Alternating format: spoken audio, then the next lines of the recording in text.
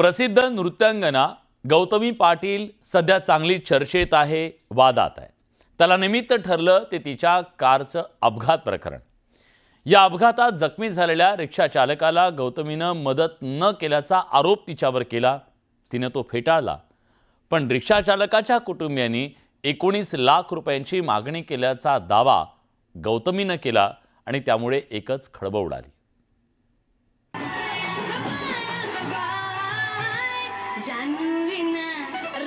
फटके dance steps आणि दिलखेचक अदांनी अवघ्या महाराष्ट्राला आपल्या तालावर नाचवणारी नृत्यांगना म्हणजे गौतमी पाटील।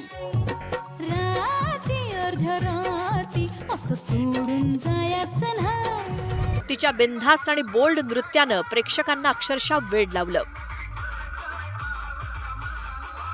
सुरुवातीला केवळ पश्चिम महाराष्ट्रात लोकप्रिय असलेली गौतमी सोशल मीडियावर देखील व्हायरल झाली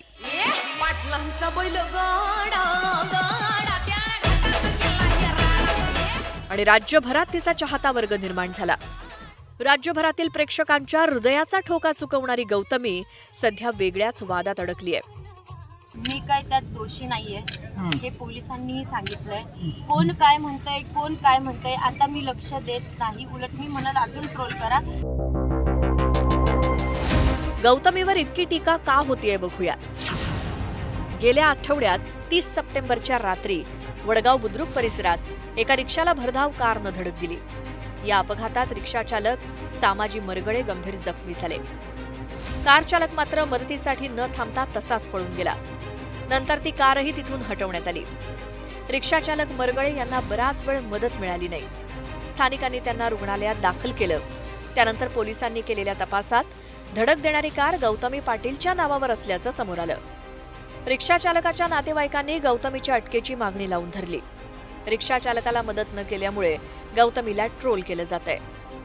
दरम्यान अपघाताच्या वेळी गौतमी या कारमध्ये नसल्याचं तपासात समोर आलं। कार माझी होती पण मी त्यात नव्हते हे मी अगोदरही सांगितलंय। पोलिसांनी अगदी स्पष्ट सांगितलंय, सीसीटीव्ही कॅमेरे चेक केलेत, सगळं चेक केलंय। मी त्या गाडीत नव्हते तरीही मला दोषी ठरवलं जातंय, तर मी आता ह्या गोष्टीकडे लक्ष देणार नाही। अपघाताच्या 8 दिवसांनंतर गौतमीनं मौन सोडलं।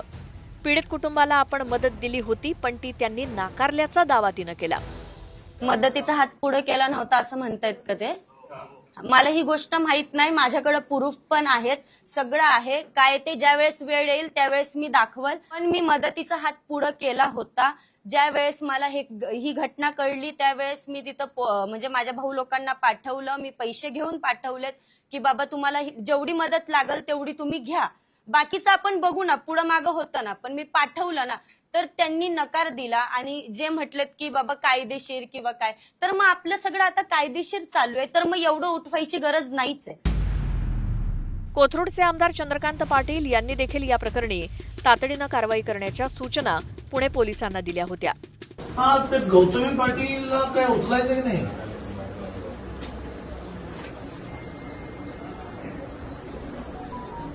अरे हो, पण ती गाडी कोणाची तरी आहे की नाही?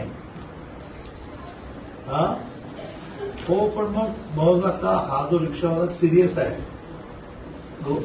चला तुम्ही म्हणाल की गौतमी पाटील नव्हती गाडीमध्ये, कोणीतरी ड्राईव्ह करत होतं का भूत ड्राईव्ह करत होतं? यावर गौतमी काय म्हणाली ऐकूयात। मला वाईट कोणाला नाही दादा, साहजिक वाईट वाटणं, प्रत्येकाला वाईट वाटतं की आज आपल्या बाबतीत काही ना काही उठवलंच चाललंय। विषयच नाहीये, फक्त एवढंच मला म्हणणं आहे की तो त्यांचा वैयक्तिक प्रश्न आहे। ज्या वेळेस दादांनी काय म्हणजे समोर फोन लावला त्यावेळेस समोर जे पोलीस सहकारी जे पोलीस दादा होते त्यांनी खूप छान त्यांना सांगितलं की काय विषय आहे। कदाचित दादांना माहिती नसेल हा प्रकरण किंवा हा विषय दादांना माहिती नसेल म्हणून दादा असे बोलले असतील, सांगतायत। गौतमी पाटील आणि वाद हे तसं जुनं समीकरण। तिच्या नृत्यासोबतच तिच्या वादांच्या कहाण्या सुद्धा अधूनमधून कानावर येतच असतात। सध्या गौतमीच्या कार अपघाताचा वाद राज्यात चांगलाच गाजतोय। Bureau report, news 18 Lokmat.